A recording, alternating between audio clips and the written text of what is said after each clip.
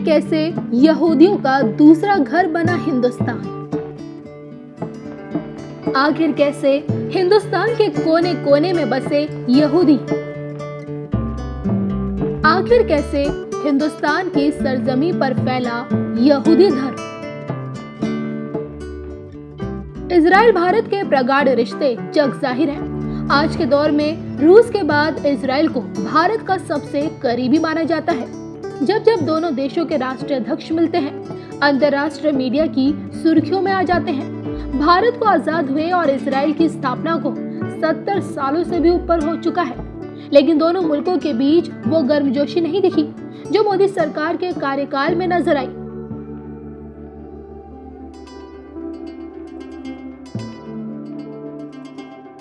Israel Bharat का वो दोस्त है जो भले ही 7 समंदर पार रहता हो, लेकिन दुख की घड़ी में हमेशा करीब रहा। 1962 के युद्ध में चीन के सामने टिकने के लिए इजराइल ने युद्ध साधनों के जरिए भारत की मदद की। 1971 का युद्ध हो या फिर 1999 का कारगिल युद्ध, भारत की हर जरूरी मदद का जिम्मा इजराइल ने उठाया। वहीं 1950 में पहली बार भारत ने बतौर स्वतंत्र राष्ट्र इजराइल को मान्यता दी।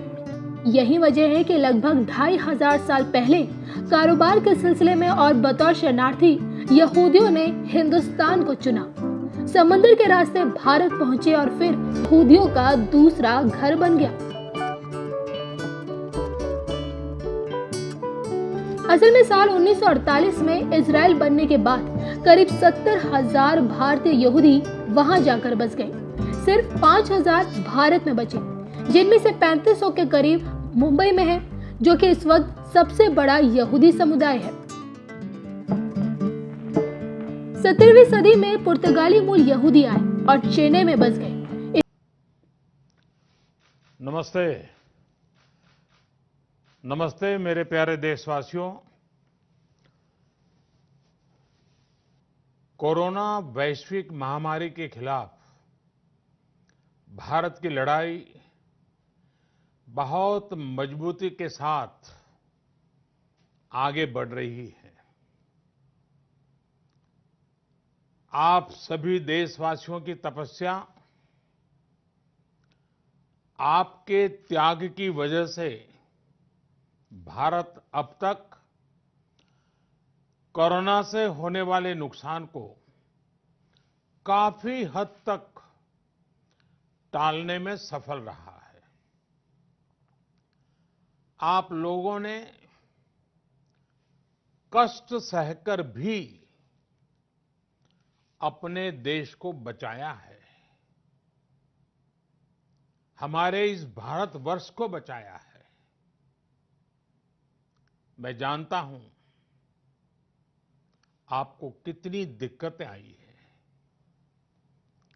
किसी को खाने की परेशानी, किसी को आने जाने की परेशानी, कोई घर परिवार से दूर है, लेकिन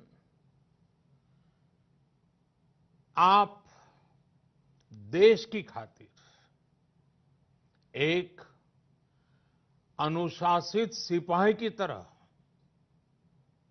अपने कर्तव्य निभा रहे हैं। मैं आप सबको आदरपूर्वक नमन करता हूं। हमारे संविधान में जिस we the people of India, we the people of India की शक्ति की बात कही गई है, यही तो है वो। बाबा साहब डॉक्टर भीमराव अंबेडकर जी की जन्म जयंती पर हम भारत के लोगों की तरफ से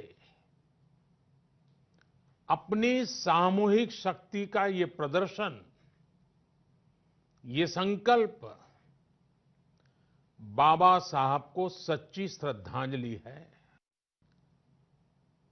बाबा साहब का जीवन हमें हर चुनौती को अपनी संकल्प शक्ति और परिश्रम के बलबूते पर पार करने की निरंतर प्रेरणा देता है।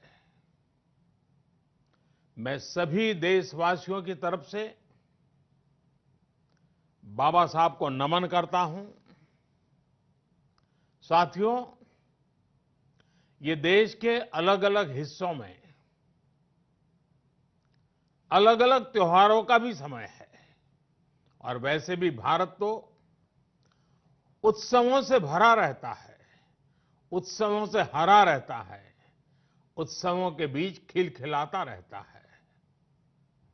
बैसाखी, पोहेला बैशाख, पुथांडू, बोहाग बिहू, बिशु के साथ अनेक राज्यों में नए वर्ष की शुरुआत हुई है।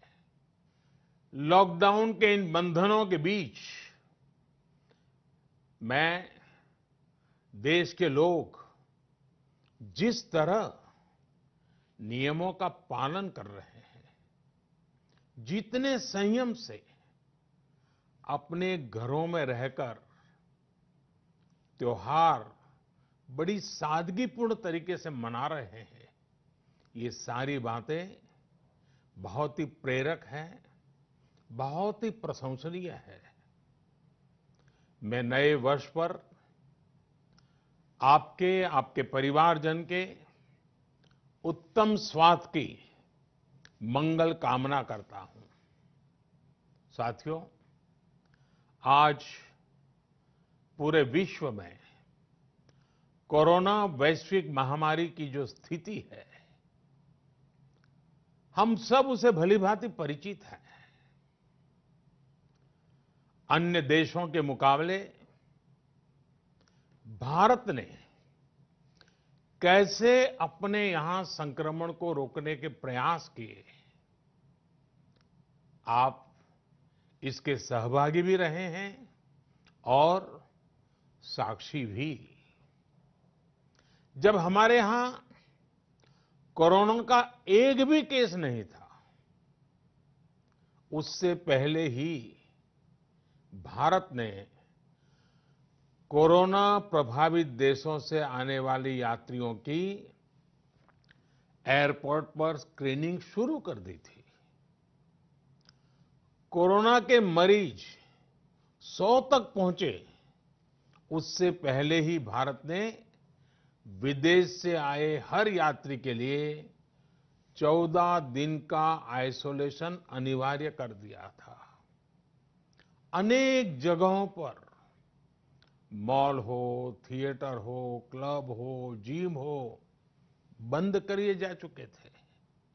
साथियों, जब हमारे यहां कोरोना के सिर्फ 550 केस थे, तभी भारत ने 21 दिन के संपूर्ण लॉकडाउन का एक बहुत बड़ा कदम उठा लिया था। भारत ने समस्या बढ़ने का इंतजार नहीं किया, बल्कि जैसे ही समस्या दिखी, उसे तेजी से फैसले लेकर उसी समय रोकने का भरसक प्रयास किया। साथियों, वैसे एक ऐसा संकट है